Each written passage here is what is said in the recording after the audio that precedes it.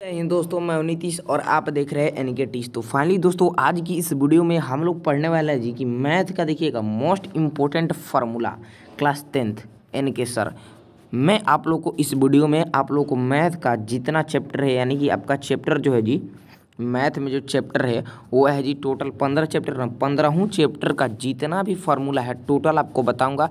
और यहाँ से इस फार्मूला से आपके बोर्ड एग्जाम में करीबन 20 मार्क्स का पूछे जाते हैं। ओनली फार्मूला से ऑब्जेक्टिव भी रहता है, ठीक है, कुछ सब्जेक्टिव इसी तौर पे बनाना भी रहता है, ठीक है। तो ये देख लीजिए, इस वीडियो को शुरू से लेकर अंत तक जरूर देखिए। इसमें 15 चैप्टर का पूरा फार्मूला हम बताने जा रहे हैं, ठीक है। चैनल पर नए हैं तो चैनल को सब्सक्राइब कर लीजिए। चलिए हम बढ़ते हैं, ठीक है। चैप्टर 1 जो हमारा है जी चैप्टर 1, ठीक है। यहाँ पे देखेंगे यूक्लिड विभाजन प्रमेयिका से। यूक्लिड विभाजन प्रमेयिका से जो फार्मूला है जी वो है a बराबर बी क्यू प्लस आर, ठीक है। जहाँ o less than equal to r less than b है जी, ठीक है। और यहाँ पे देखिएगा भाज्य बराबर भाजक गुणे भागफल प्लस शेषफल, ठीक है। चलिए, और यहाँ पे देखेंगे इसमें यही फार्मूला है जी मेरे प्यारे, यही फार्मूला है चैप्टर 1 में। यूक्लिड विभाजन वाला फार्मूला है, ठीक है, जिसमें भाजक बराबर भागफल भाज्य बराबर भाजक गुणे भागफल प्लस शेषफल, यही फार्मूला है चैप्टर 1 में, ठीक है। चलिए, अब चैप्टर 2 की ओर बढ़ चुके हैं। देखिए चैप्टर 2 में क्या क्या फार्मूला है, ठीक है। बहुपद का व्यापक रूप पूछा जाता है ऑब्जेक्टिव में। तो देखिए बहुपद का व्यापक रूप जो होता है a x square plus b x plus c होता है। क्या होता है? A x square plus b x plus c होता है। और यहाँ पे यहाँ पे देखिएगा अगला फॉर्मूला है कि शून्यकों का योग क्या होता है। तो शून्यकों का योग जो होता है ना जी, देखिए यहाँ पे गामा प्लस बीटा बराबर माइनस बी बाई ए, और शून्यकों का गुणनफल गामा बीटा बराबर सी बाई ए। और देखिए शॉर्ट में इसी फार्मूला को कोई बोलता है कि बाबू आप बताओ कि शून्यकों का योगफल, ठीक है। तो फटाक से वहाँ पे बोल देते हैं कि माइनस बी बाई ए, और शून्यकों का गुणनफल तो वहाँ पे बोल देते हैं सी बाई ए। लेकिन वो शॉर्ट में वो फार्मूला हो गया जी, वो क्या हुआ, शॉर्ट में वो फार्मूला हो गया, ठीक है। और ये इसको पूरा डिटेल में बात करें तो ये फार्मूला हो जाता है गामा प्लस अल्फा बराबर माइनस बी बाई ए, और गुणनफल पूछे तो गामा बीटा बराबर सी बाई ए, ठीक है। अब बढ़ते हैं यहाँ पे चैप्टर 3, ध्यान से देखेंगे आप लोग। चैप्टर 3 क्या है? चैप्टर 3 में क्या क्या फार्मूला है जी, देखिए a1x, ठीक है, प्लस b1y प्लस c1 बराबर 0, a2x plus b2y plus c2 बराबर 0। ये फार्मूला कब किस लिए है जी? देखेंगे जब रेखाएं समपाती हो ना जी, तब ये फार्मूला को हम लोग यूज करते हैं। जब रेखा क्या हो, समपाती हो, तब इस फार्मूला को हम लोग यूज करते हैं, ठीक है। चलिए, अब यहाँ पे देखते हैं अगला फार्मूला है कि जब a1/a2 बराबर जब a1/a2 बराबर नॉट b1/b2 हो, तब जानते हैं इस फार्मूला का हम लोग यूज करते हैं। और जो रेखा उसकी होती है ना, तो प्रतिच्छेदी रेखा होती है, और केवल एक हल यानी अद्वितीय हल होते हैं जी, ठीक है। और जो उसका मतलब युग्म होगा, युग्म संगत होता है और अविरोधी होता है, ठीक है, जब इस फार्मूला को हम लोग यूज करते हैं तो, ठीक है। चलिए, अब यहाँ पे 7 नंबर को देखेंगे कि जब यहाँ पे 7 नंबर को देखेंगे, देखिए जब a1/a2 बराबर b1/b2 बराबर नॉट c1/c2 होना, ठीक है, तो उसका रेखा जो होता है ना जी, तो वो समानांतर होता है और उसका कोई हल नहीं होता है। क्या होता है कि उसका कोई हल नहीं होता है, ठीक है। तो ये 3 ही फॉर्मूला है चैप्टर 3 में, ठीक है। 2 चर वाला रैखिक समीकरण चैप्टर 3 है हमारा। चलिए, उसके बाद यहाँ पे देख लीजिए एक और है जी।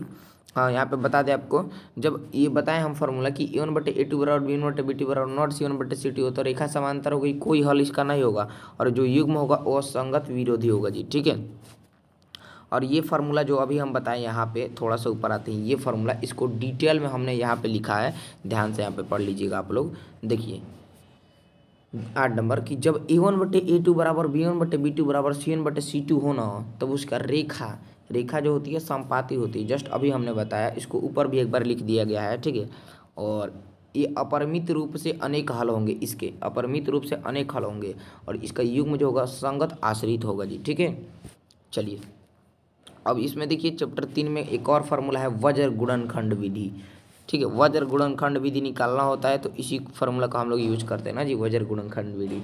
देखिए x/b1 c2 minus b2 c1 बराबर c1 a2 minus c2 a1 बराबर 1/a1 B2 minus A2 B1, ठीक है। इस फार्मूला का वज्र गुणनखंड विधि वाला मतलब सूत्र को यूज करते हैं।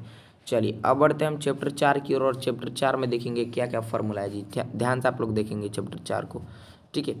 देखिए इसमें फर्स्ट है कि द्विघात समीकरण, यहाँ पे देखेंगे द्विघात समीकरण एक्स स्क्वायर, देखिए द्विघात समीकरण वाला सूत्र जो होता है x square plus b x plus c बराबर 0 होता है, ठीक है। और उसके बाद से यहाँ पे 11 नंबर को ध्यान से देखेंगे, विविक्तर विवेचक, जब हम लोग विविक्तर विवेचक यानी डी का मान निकालते हैं तो वो फार्मूला क्या लगता है। मैंने कई बार ऑब्जेक्टिव में भी आप लोगों को बताया है कि प्रश्न पूछता है विविक्तर निकालिए, तो उस यानी विवेचक उसी को तो डी बराबर फार्मूला का यूज करते हैं, जो यहाँ पे देख सकते हैं डी बराबर बी स्क्वायर माइनस 4ac, ठीक है। देन उसके बाद यहाँ पे हमारा 12 नंबर देखिएगा कि द्विघात सूत्र, तो द्विघात सूत्र जब हम लोग को निकालना रहता है जी द्विघात सूत्र, तो हम लोग कौन से फार्मूला को यूज करते हैं, तो देखिए इसी फार्मूला को यूज करते हैं कि इसको हम लोग बोलते हैं श्रीधाराचार्य का सूत्र भी बोलते हैं ना जी, minus b plus minus root under b square minus 4c/2a। इस फार्मूला को हम लोग यूज करते हैं जब हम लोग को द्विघात सूत्र निकालना होता है, ठीक है जी। चलिए अब यहाँ पे थोड़ा सा देखते हैं, यहाँ पे जब d बराबर 0 हो जी, जब d का मान 0 हो तब क्या होगा आखिर, तो देखिए जब d बराबर 0 हो ना तब मूल वास्तविक और समान होंगे। ये तो सबको पता होगा, सब कोई जानते होंगे, इससे ऑब्जेक्टिव प्रश्न उठता है, पूछता है बोर्ड एग्जाम में कि जब d बराबर 0 तब मूल वास्तविक और समान होंगे, ठीक है। और 2 नंबर देखेंगे जब d बड़ा हो, जब d बड़ा हो 0 से तब मूल वास्तविक और असमान होंगे, और जब d न छोटा हो 0 से तब मूल वास्तविक नहीं होंगे, ठीक है। चलिए तो इसको याद रखिएगा, ये ऑब्जेक्टिव में पूछा जाता है, ठीक है। चलिए अब यहाँ पे 5 नंबर चैप्टर है जी हमारा अर्थमेटिक प्रोग्रेस, जिसको आप लोग बोलते हैं समांतर श्रेणी।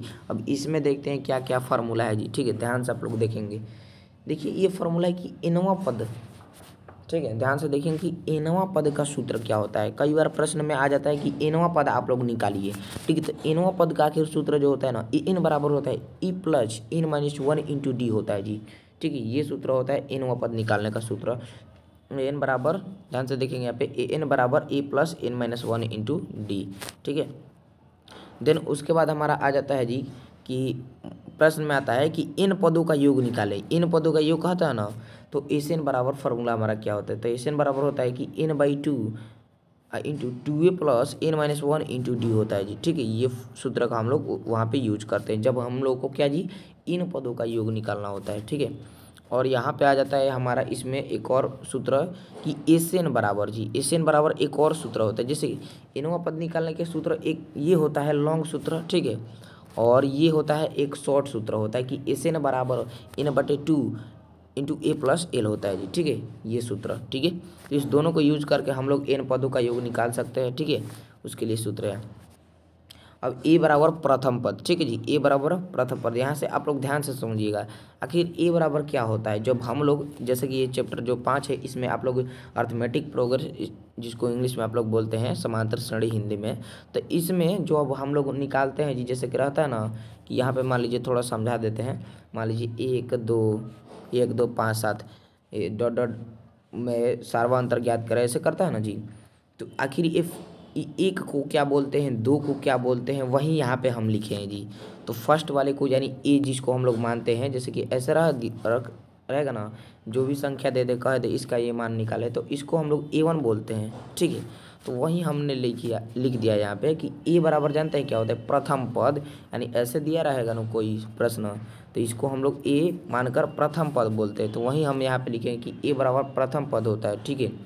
और यहाँ पे देखेंगे डी बराबर सार्वंतर होता है, सार्वअंतर होता है, ये तो सब कोई जानते होंगे, हजारों बार हम बता चुके हैं कि डी बराबर सार्वअंतर होता है।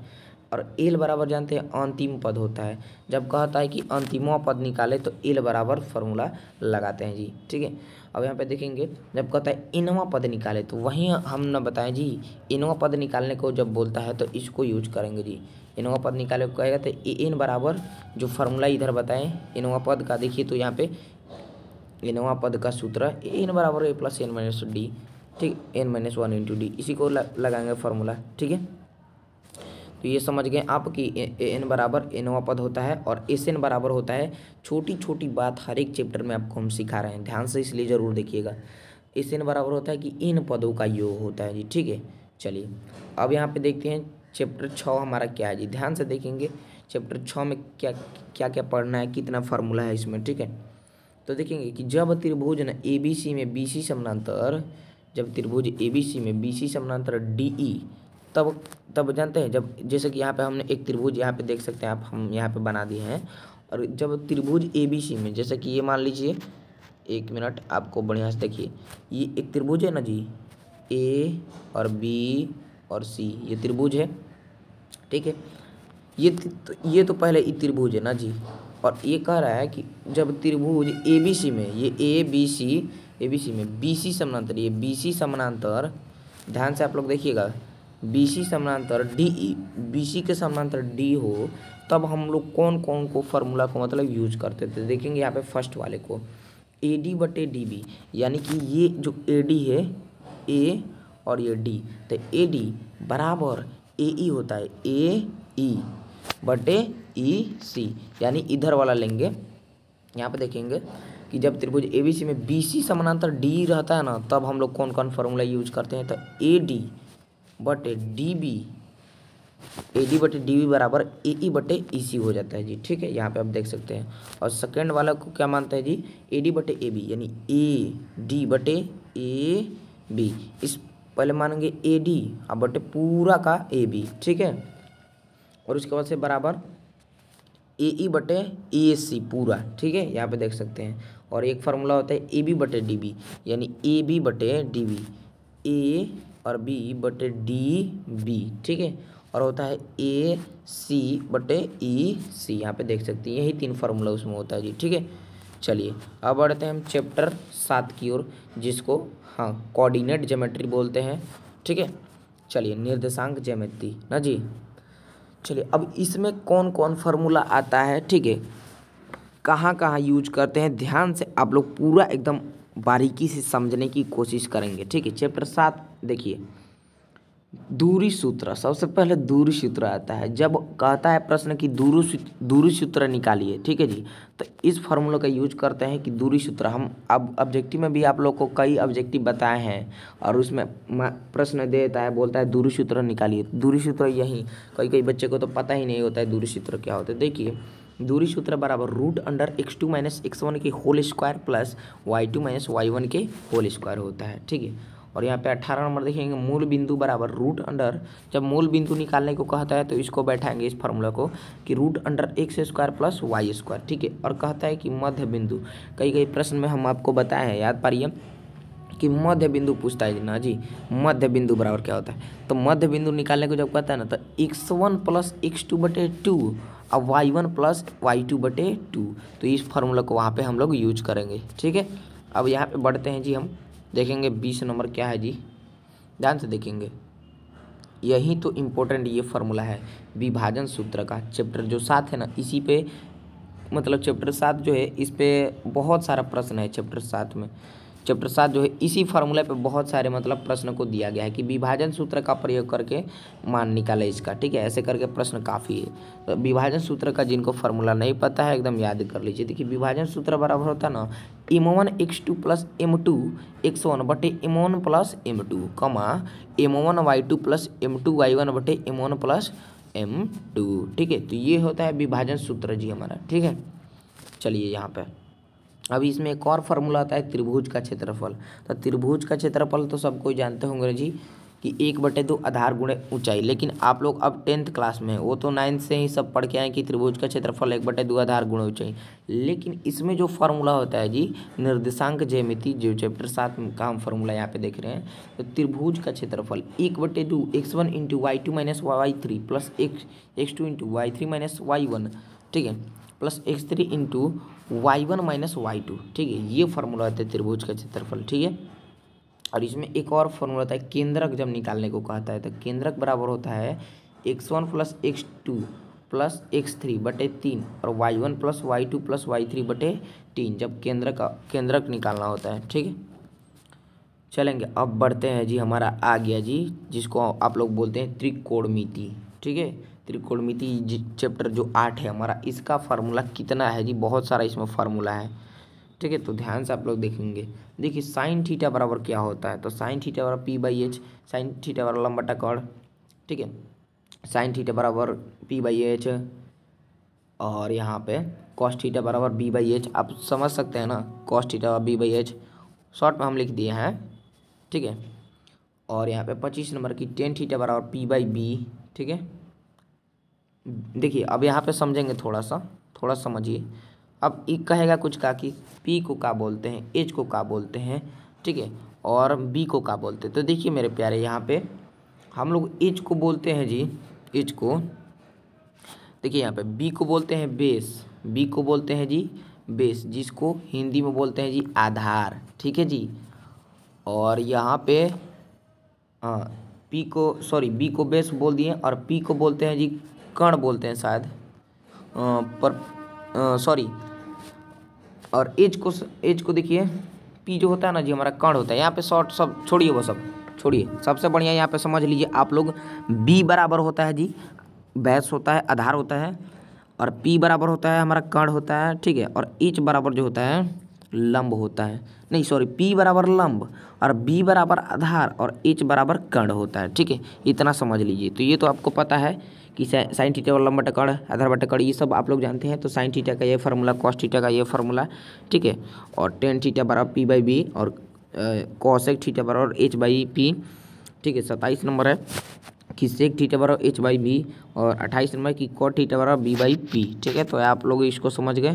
अब यहाँ पे आ जाता है जी त्रिकोणमिति टेबल। तो ये तो सभी स्टूडेंट जानते हैं ना जी त्रिकोणमिति टेबल को। एक मिनट मेरे प्यारे, त्रिकोणमिति टेबल को तो ये सभी स्टूडेंट जानते होंगे। खैर त्रिकोणमिति टेबल ना जी, और जो नहीं जानते हैं तो यहाँ पे आप लोग जान लीजिए त्रिकोणमिति टेबल। देखिए यहाँ पे त्रिकोणमिति टेबल होता है 0 डिग्री, 30 डिग्री, 45 डिग्री, 60 डिग्री और 90 डिग्री का मान, ठीक है। तो ये तो आप लोग जानते हैं जी, भाग देकर निकाल लेते हैं इसका मान। सबसे पहले लिख देते हैं क्या, देखिए 0 है तो 0 लिख देते हैं, और कौ गो संख्या है जी, 1 गो 2 गो 3 गो 4 गो है ना जी, तो 1 2 3 4 लिख देते हैं, और बटे में 4 लगा देते हैं जी, सबके बटे में 4 लगा देते हैं, और उसके बाद इससे भाग देते हैं। तो 0 0 और उसके बाद से देखिए बटे में जब 4 लगाते हैं तो रूट चढ़ा देते हैं जी, रूट चढ़ा देते हैं सब पे। देखिए तो हम रूट चढ़ाए हुए हैं यहाँ पे, ये ट्रिक है। और मान निकाला, इसको रटते थोड़ी है जी, इसको मान निकालते हैं। तो देखिए तो यहाँ पे जब इसको भाग देंगे तो 0 आ जाएगा, ठीक है। और इसको भाग देंगे और सॉरी इसको रूट से बाहर निकालेंगे तो 1 ही हो जाएगा, और 4 को बाहर निकालेंगे तो 2 हो जाएगा। और यहाँ पे देखिए इसको बाहर निकालेंगे 1 और यहाँ पे 4 सॉरी रूट अंडर 2/4 को बाहर निकालेंगे तो 1/√2 हो जाएगा जी। और √3 को बाहर निकालेंगे तो ये तो निकलेगा नहीं, तो √3 हो जाएगा। और 4 का स्क्वायर क्या होगा, 2 हो जाएगा यहाँ पे, ठीक है। तो और इसको रूट अंडर 4/4, तो इसको भाग देंगे तो यहाँ पे 1 मिल जाएगा, ठीक है। तो यही साइन का मान हो जाएगा, इसको पलट देंगे कॉस का मान हो जाएगा, ठीक है। और उसके बाद ये तो आपको पता ही है टेन थीटा का मान 30 डिग्री, ये सब कौसेक का, सेक का, कॉट का, ये आप लोगों को पता है जी, ठीक है। त्रिकोणमिति टेबल आप लोग आसानी से जानते हैं, ठीक है। तो ये चैप्टर 8 में यही फार्मूला होता है त्रिकोणमिति वाला, ठीक है। एक और फार्मूला यहाँ पे देखिएगा आप लोग ध्यान से जरा, त्रिकोणमिति में कौन कौन से और इम्पोर्टेंट फार्मूलाएँ हैं देखेंगे यहाँ पे कि sine square theta plus cos square theta बराबर क्या होता है, तो 1 होता है। बड़ी बहु ऑब्जेक्टिव में ये प्रश्न पूछता है जी, बहुत बार, देखिए बहुत पूछता है प्रश्न इससे, ठीक है। और देखेंगे त्रिकोणमिति से, ठीक है। साइन स्क्वायर थीटा बराबर क्या होता है, तो 1 - कॉस स्क्वायर थीटा। इसी ऑब्जेक्टिव को मतलब इसी फार्मूला को पलट देंगे कि sine square theta cos square theta बराबर 1, और साइन स्क्वायर थीटा यहाँ पे देखिएगा इसी फार्मूला को पलटे इसी को, साइन स्क्वायर थीटा बराबर 1, साइन स्क्वायर थीटा बराबर क्या होगा, तो 1 - कॉस स्क्वायर थीटा। और यहाँ पे देखेंगे कॉस स्क्वायर थीटा बराबर क्या होता है, तो 1 - साइन स्क्वायर थीटा। ये काफ़ी इंपॉर्टेंट सब फार्मूला है, ठीक है। बड़ी इससे ऑब्जेक्टिव वो पूछता है जी, ठीक है। और यहाँ पे आप लोग देखेंगे इस 32 नंबर को, तो सेक स्क्वायर थीटा बराबर सेक स्क्वायर थीटा, एक मिनट मेरे प्यारे, यहाँ पे देखिए आप लोग जी, यहाँ पे देखेंगे 32 नंबर कि सेक स्क्वायर थीटा बराबर 10 square theta sec square theta minus 10 square theta बराबर 1 होता है। और सेक स्क्वायर थीटा, ध्यान समझेंगे, सेक स्क्वायर थीटा बराबर 1 + 10 स्क्वायर थीटा। और 34 नंबर है हमारा कि सेक स्क्वायर थीटा माइनस -1 बराबर टेन स्क्वायर थीटा। 35 नंबर है कि cosec theta minus cot square theta बराबर क्या होता है 1 होता है।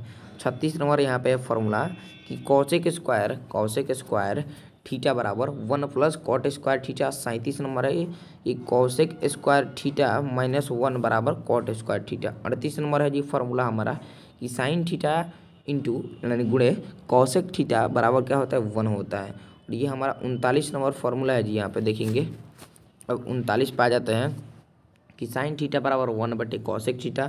40 नंबर कॉसेक थीटा बराबर 1 बटे साइन थीटा। 41 है कि कॉस थीटा गुणे सेक थीटा बराबर क्या होता है 1 होता है। 42 है कि कॉस थीटा बराबर 1 बटे सेक थीटा। 43 नंबर है कि सेक थीटा बराबर होता है 1 बटे कॉस थीटा। 44 है कि टेन थीटा गुणे कॉट थीटा बराबर क्या होता है 1 होता है। 45 है कि टेन थीटा बराबर 1 बटे कॉट थीटा और इसी को उल्टा हो जाएगा कॉट थीटा तो कॉट थीटा बराबर तो 1 बटे टेन थीटा। देखिए टेन थीटा बराबर पूछे तो 1 बटे कॉट थीटा तो 1 बटे टेन थीटा उसी के उल्टा। 47 नंबर है कि टेन थीटा। यहाँ पे देखेंगे 47 नंबर को ध्यान से देखिए 47 नंबर है। देखिए यहाँ पे कि टेन थीटा बराबर तो साइन थीटा अब बटे कॉस थीटा। टेन थीटा बराबर याद रखिएगा बहुत बार वो पूछा गया है। टेन थीटा बराबर क्या होता है तो साइन थीटा बटे कॉस थीटा। ठीक है और कॉट थीटा बराबर तो कॉट थीटा बराबर होता है जी हमारा कॉस थीटा अब बटे साइन थीटा। यहाँ पे देखेंगे कॉट थीटा बराबर कॉस थीटा बटे साइन थीटा। 49 नंबर अब आ जाइए। यहाँ पे कई प्रकार की इसमें फार्मूला है जी सब हाई लीजिए। 49 नंबर की sine 90 degree minus sine 90 sorry इसको हम लोग पढ़ते हैं जी। देखिए साइन 90 माइनस थीटा बराबर क्या होता है तो कॉस थीटा। 50 नंबर है कि कॉस 90 माइनस थीटा बराबर क्या होता है तो साइन थीटा। 51 है कि सेक 90 माइनस थीटा बराबर होता है कॉसेक थीटा। 52 नंबर है कॉसेक 90 माइनस थीटा बराबर होता है सेक थीटा। 53 है कि टेन 90 माइनस थीटा बराबर होता है कॉट थीटा। 54 है कि कॉट 90 माइनस थीटा बराबर होता है तो टेन थीटा। ये सब काफ़ी इंपॉर्टेंट फार्मूला है और इससे बहुत बार ऑब्जेक्टिव भी पूछता है जी। ठीक है फार्मूला ही पूछ देता है कि साइन 90 माइनस थीटा और क्या होगा निम्न में से। ऐसे ऑब्जेक्टिव फार्मूला सब पूछता है। ठीक है चलिए मेरे प्यारे अब हमारा हो गया जी चैप्टर 8 कंप्लीट। और चैप्टर 9, 10, 11 में कोई फार्मूला नहीं है क्योंकि चैप्टर 11 रचना है और 9 में सब्जेक्टिव क्वेश्चन है उसमें तो कुछ है ही नहीं। और 10 में तो ब्रीथ है इसमें भी कुछ नहीं। 9, 10, 11 में कुछ फार्मूला नहीं है। आ जाते हैं हम चैप्टर 12 पे। हाँ लीजिए चैप्टर 12 को ध्यान से समझिएगा। 55 नंबर ब्रीथ 55 नंबर ये हमारा फार्मूला है चैप्टर 12 का। वृत्तों से संबंधित क्षेत्रफल यही ना है जी हमारा चैप्टर 12। तो इसमें देखेंगे फर्स्ट फार्मूला जो होता है वृत्त का क्षेत्रफल। वृत्त का क्षेत्रफल देखिए कई बच्चे ऐसे हैं जिनको फार्मूला ही नहीं पता है वृत्त का क्षेत्रफल। कल के लाइव हाँ जी ठीक है। देखिए वृत्त का क्षेत्रफल बराबर जो होता है ना पाई आर स्क्वायर होता है। एकदम याद कर लीजिए इस फार्मूला को। वृत्त का क्षेत्रफल बराबर क्या होता है। काफ़ी ऐसे स्टूडेंट हैं जिनको पता ही नहीं है वृत्त का क्षेत्रफल क्या होता है तो पाई आर स्क्वायर होता है। इसमें क्या क्या फार्मूला है आप लोग देखते चलिए और एक एक फार्मूला याद करते चलिए। काफ़ी इंपॉर्टेंट है फार्मूला से भी बड़ी बाबू ऑब्जेक्टिव पूछता है। ठीक है अर्धवृत्त का क्षेत्रफल क्या होता है तो पाई आर स्क्वायर बटे 2 होता है। अर्धवृत्त का क्षेत्रफल जब पूछे तो पाई आर स्क्वायर बटे 2 होगा। और देखिए चतुर्थांश का क्षेत्रफल पूछे तो 1/4 पाई आर स्क्वायर होता है चतुर्थांश का क्षेत्रफल। और त्रिज्याखंड का क्षेत्रफल पूछे तो थीटा बटे 360 पाई आर स्क्वायर होता है।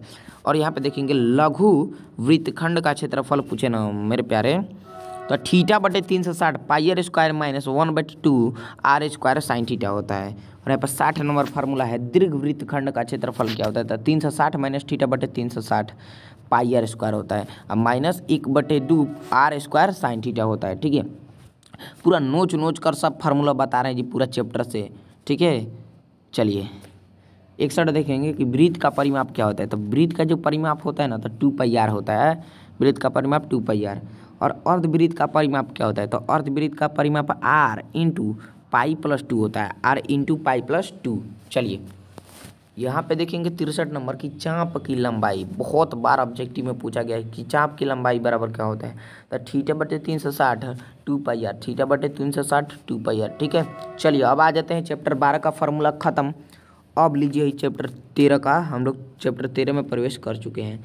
चैप्टर 13 का देखिएगा क्या क्या फार्मूला है जी। ठीक है ध्यान से आप लोग समझेंगे। देखिए घन का देखेंगे यहाँ पे मेरे प्यारे घन का कुल पृष्ठ क्षेत्रफल बराबर क्या होता है तो 6a स्क्वायर। ठीक है घन का कुल पृष्ठ क्षेत्रफल 6a स्क्वायर होता है ना जी। चलिए उसके बाद यहाँ पे देखेंगे जी घन का आयतन क्या होता है, तो ई क्यू होता है जी। घन का आयतन भुजा क्यू होता है ना जी। और हाँ जी, घन का कुल पृष्ठीय क्षेत्रफल तो 6a², और घन का आयतन ए क्यू मतलब भुजा क्यू होता है।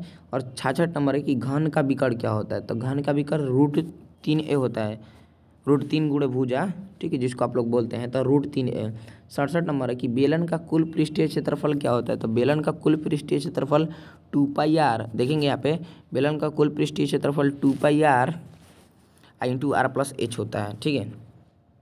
देन उसके बाद से यहाँ पे आ जाता है जी बेलन का वक्र पृष्ठीय क्षेत्रफल जो होता है वो होता है जी यहाँ पे 2πrh होता है बेलन का वक्र पृष्ठीय क्षेत्रफल। और बेलन का आयतन तो सबको पता है ना जी, बेलन का जो आयतन होता है πr² होता है, ठीक है। और उसके बाद गोले का पृष्ठीय क्षेत्रफल क्या होता है, तो 4πr² होता है। गोले का मतलब पृष्ठीय क्षेत्रफल पूछता है तो और उसके बाद से यहाँ पे अर्धगोले का वक्र पृष्ठीय क्षेत्रफल क्या होता है, तो 2πr² होता है। 2πr², एक एक फार्मूला आप लोग याद करते चलिए, काफ़ी इंपॉर्टेंट फार्मूला आपको बता रहे हैं। और अर्धगोले का पूर्ण पृष्ठीय यानी कुल पृष्ठीय पूछता है।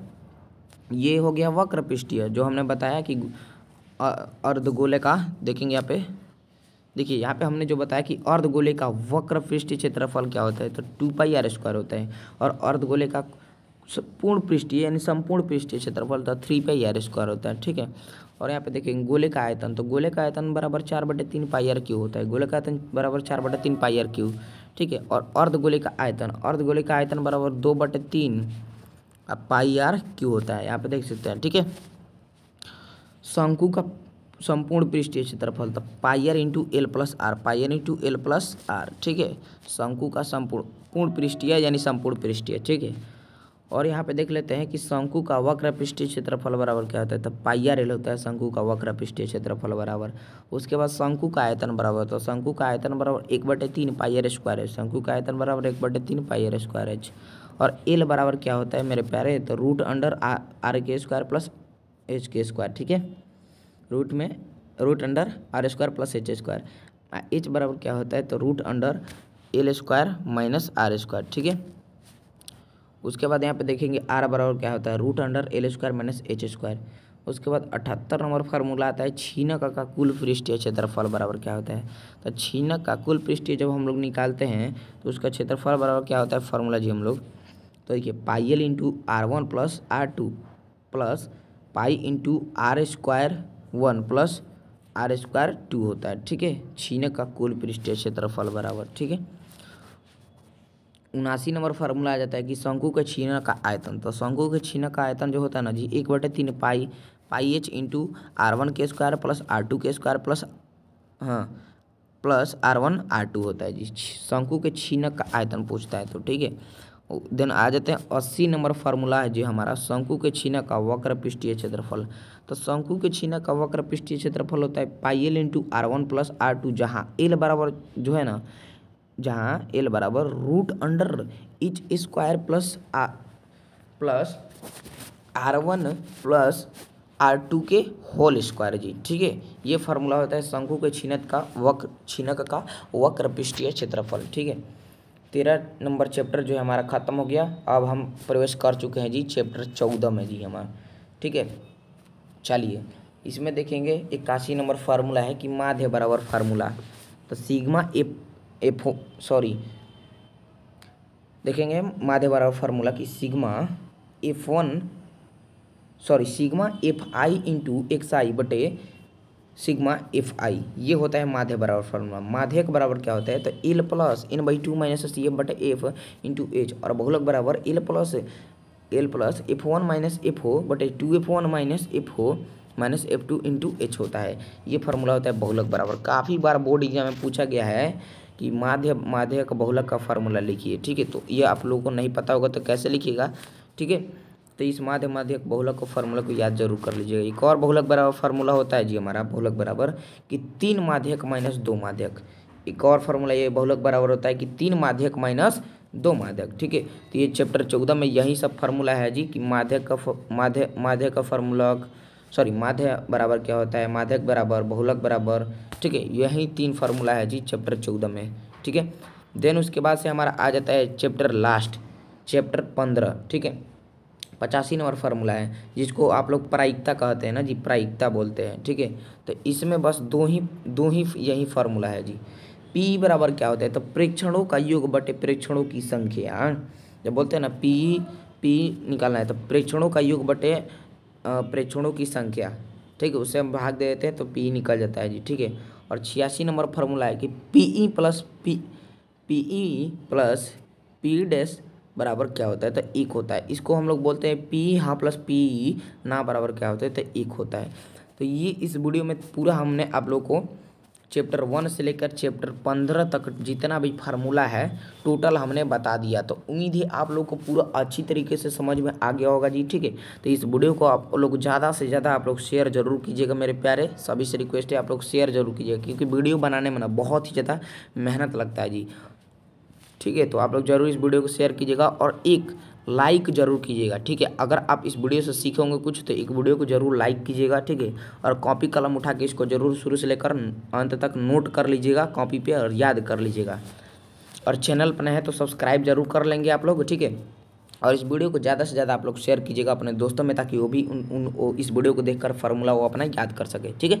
तो चलिए ऐसा ही आप लोग को और भी मैं वीडियो लेकर आता रहूँगा जी, सब्जेक्टिव ऑब्जेक्टिव सब कुछ, फार्मूला वगैरह सब, ठीक है। चलिए मिलते हैं नेक्स्ट वीडियो में, तब तक के लिए जय हिंद जय भारत।